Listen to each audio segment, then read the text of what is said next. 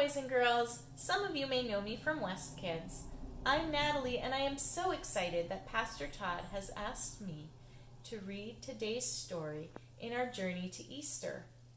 Today is day 9, and we will be reading Running Away, the story of the lost son. If you're following along in the Storybook Bible, you will be reading on page 272. And if you're reading from the Bible, this story can be found in Luke chapter 15.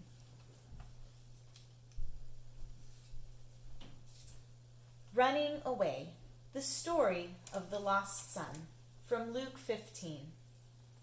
Jesus told this story about a boy who ran away. Once upon a time, there was a boy and his dad. Now one day, the boy gets to thinking, maybe if I didn't have my dad around telling me what is good for me all the time, I'd be happier. He's spoiling my fun, he thinks. Does my dad really want me to be happy? Does my dad really love me? The son never thought of that before, but suddenly he doesn't know anymore. So the son goes to his father and says, "Dad, I'm better off without you. I can look after myself. Just give me my share of your money." His father is sad, but he won't force his boy to stay. So he gives his son what he wants.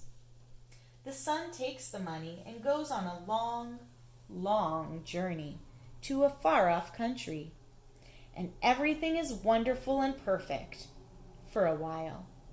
He can go wherever he wants, do whatever he wants, be whoever he wants.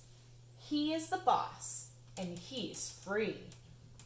Sometimes he gets a strange, hungry, homesick feeling inside his heart. But then he just eats more, or drinks more, or buys more clothes, or goes to more parties until it goes away. But soon his money runs out, and so do his friends. He ends up getting the only job he can find, feeding pigs. One day he is so hungry and so desperate, he tries some piggy food. "What am I doing?" he says suddenly, as if he's woken up from a nightmare. He spits, "Yuck!" all of it, ick, out of his mouth. My father is rich, and here I am, in a pigsty, eating piggy food. He wipes his mouth and dusts himself off. I'm going home.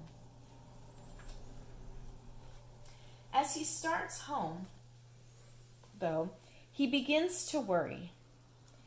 Dad won't love me anymore. I've been too bad. He won't want me for his son anymore. So he practices his "I'm sorry" speech. All this time, what he doesn't know is that day after day, his dad has been standing on his porch, straining his eyes, looking into the distance, waiting for his son to come home. He just can't stop loving him. He longs for the sound of his boy's voice. He can't be happy until he gets him back. The son is still a long way off, but his dad sees him coming. What will the dad do? Fold his arms and frown? Shout, "That'll teach you," and "Just you wait, young man." No, that's not how this story goes. The dad leaps off the porch, races down the hill, through the gap in the hedge, up the road.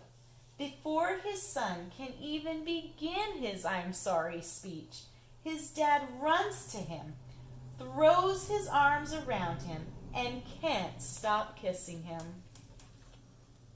"Let's have a party," his dad shouts. "My boy's home. He ran away. I lost him, but now I have him back." Jesus told them God is like the dad who couldn't stop loving his boy. And people are like the son who said, Does my dad really want me to be happy? Jesus told the people this story to show them what God is like and to show people what they are like, so they could know, however far they ran, however well they hid, however lost they were, it wouldn't matter, because God's children could never run too far or be too lost for God to find them. What a wonderful story this is about the love of God. My favorite part is this one. When the dad sees his son and jumps off his porch and starts running to him and then wraps his arms around him and gives him the biggest hug ever. And I like this part because it reminds me just how much God loves us. That no matter what we've done or how naughty we've been, God never stops loving us. And He's always there waiting to give us a great big hug. Today's verse is, "My son was dead and is alive again. He was lost, but now is found." Boys and girls, I hope that you can talk about your favorite parts of this story with your mom and dad. And it's been so great reading with you.